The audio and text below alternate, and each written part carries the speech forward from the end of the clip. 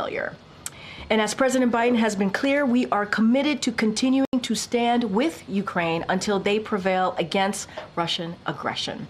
So I want to share a bit of additional updates before for all of you before we start. I know some of you have been trying to confirm some of this information that I'm about to share, so I'll do it right now at the podium. The president has connected with Leader Jeffries, Senate Majority Leader Schumer, Representative Clyburn, former Speaker Pelosi, and Senator Coons.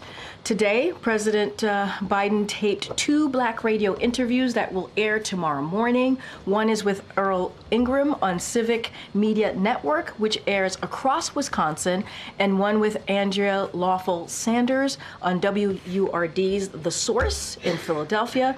And as Governor Walz of Minnesota announced today, the president will meet with more than 20 Democratic governors. Now, as you know, these governors are some of our closest partners when it comes to creating jobs, building new roads and building bridges and so much more. And so the president certainly looks forward to meeting with them. And with that, I am happy to take your questions. Sung Min. Thank you.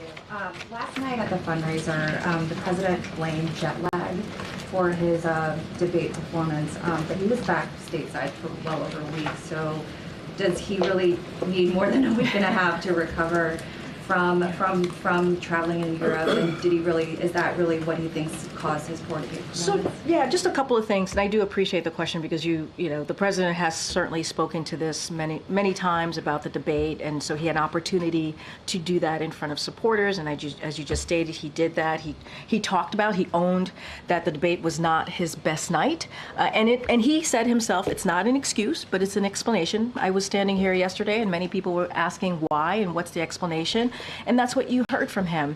Look, the two, I think, in addition to the 2 major trips, he was also continued to do his presidential duties. He worked late in doing that, and he also prepared for the debate. And on top of that, there was obviously the jet lag, as you just asked about, and also he had a cold.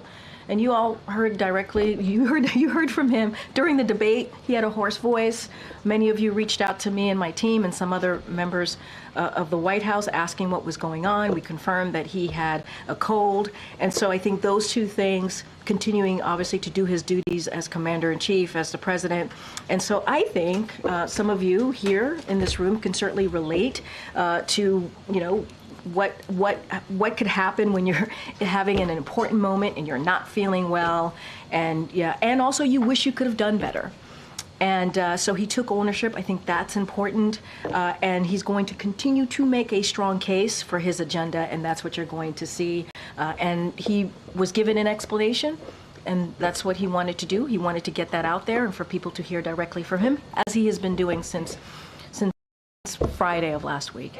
I know you're calling it an explanation, not an excuse, but it does seem like there are new excuses since the debate of what went wrong there. I would say I don't think it's a new excuse. I think some of your colleagues reached out to us about the schedule. Some of your colleagues asked if the schedule was too strenuous or was it because of the jet lag, and so we are laying out and explaining exactly what happened. You heard from the president, you've heard from me, and it was indeed a schedule where the president traveled 6 time zones forward to G7 in Italy, 9 time zones back to LA, and 3 time zones forward again to DC. That's something that one of the print pooler on that day laid out for all of you and those who read the pool notes. And on top of that, he did have a cold. So it is an explanation. I don't think it is an addition. I don't think it's, we certainly don't want to explain this away. But you all asked me for an explanation yesterday. The president gave that directly yesterday to his supporters. He wanted to make sure, knowing that all of you would get that information as he's speaking to his supporters last night. Sure. You mentioned all the calls that he has made in your topper. Why wasn't he doing that on Friday? And why wasn't he doing this sort of damage control? Why was he waiting to do that until middle of this week? I mean, look, I was asked a similar question by one of your colleagues yesterday. And look, the president obviously right after the debate, he visited 4 states in 2.5 days, gave a couple of remarks. He met with supporters, whether at the Waffle House or in Atlanta at a watch party, or in North Carolina where there were hundreds of supporters there in Raleigh. And so he was busy dealing with his schedule, and also speaking directly and engaging with his supporters, and then spend time with his family. I think what's important is that he has done this outreach. He's having these conversations. It is important to him to do so. And the folks that I laid out that he spoke to or some of them have been his colleagues. Some of them have been elected officials that he's known for some time.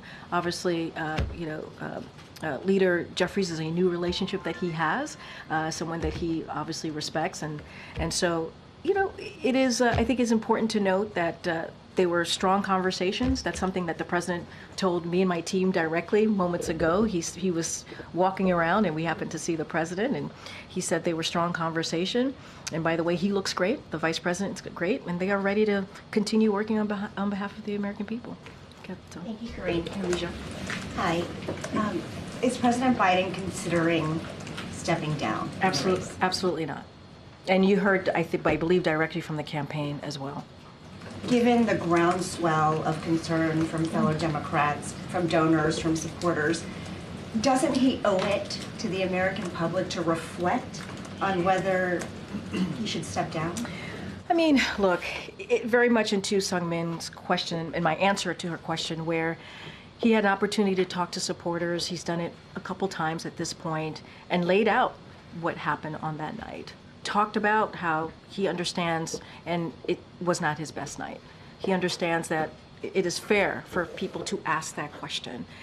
But we cannot forget his record and what he's been able to do. We cannot forget how he has been able to deliver for the American people for almost 4 years. That matters too. And he has the most historic record administration, the most in modern politics, and that should matter. And he wants to continue to do that work. And a lot of what's on his agenda is very much popular with majority of the American people, whether it's continuing to build a strong economic policies. He's done that. Creating new jobs, he's done that. 15 million jobs. He wants to work on that and continue to do that. And so he wants to continue to deliver, expanding healthcare. All of these things he believes is important. Majority of Americans believe it's important. And his record, he wants to make sure that people do not forget about the record that he's been able to lay on behalf of the American people. Is there anything, Corinne, that would change his mind? Look, I cannot lay out something that would change the president's mind. He has been very clear, and he's going to continue to build on the unprecedented record that he's been able to lay out for the American people. That's his focus right now. Thank you. Gotcha. Thank you, Corinne. What does the president do outside the hours of 10 a.m. and 4 p.m.? Well, you heard him speak to supporters yesterday outside of 4 p.m. You saw the president land in North Carolina in the middle of the night at 2 o'clock. What was he doing? He was greeting supporters, hundreds of supporters that showed up to cheer him on after the debate. You saw him speaking at 9 o'clock or at night in New York in front of supporters. So he's been pretty much out there after the hours of 4 p.m. and before 10 a.m. for sure. And so that has been something he has consistently done over the past couple of days for sure, for certain. Have an afternoon nap every day. Let me be very clear about this. This is a president that wakes up every morning and puts the American people first. That's what he does. He does that every single day. That is his focus. I am not going to speak to sources out there, unnamed sources out there. That's not what I'm going to speak to. I'm going to speak to what I know, what this president does, and how he is committed to the work of the president, of the commander-in-chief.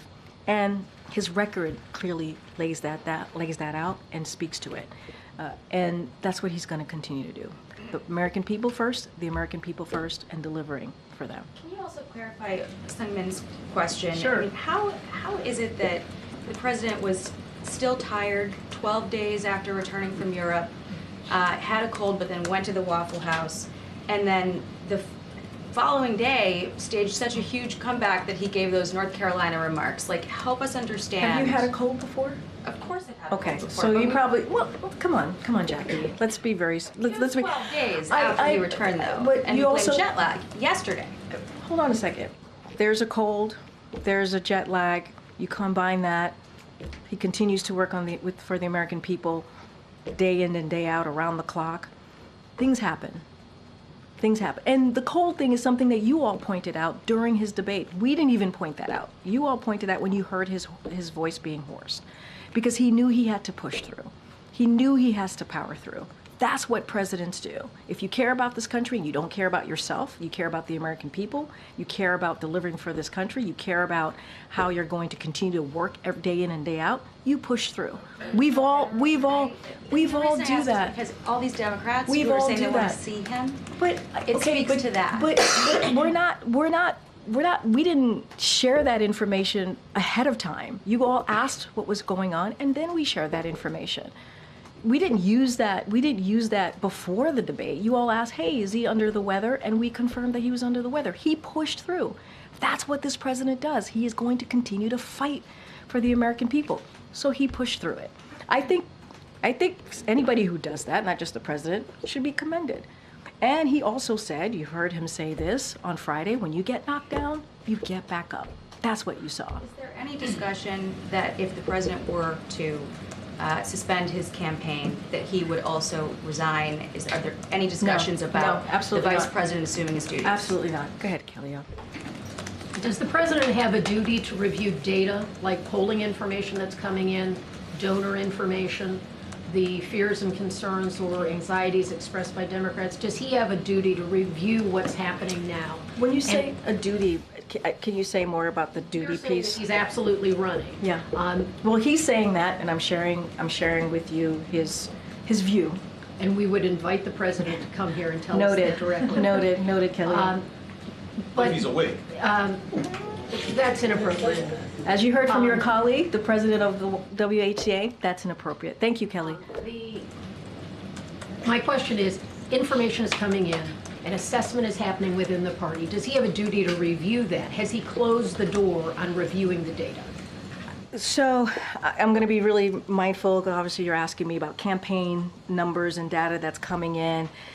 And look, what I will note is that this is a president that looks at everything, takes in all the information. It's important to him to do so. I don't want to get into hypotheticals here. That's not what I'm here to do.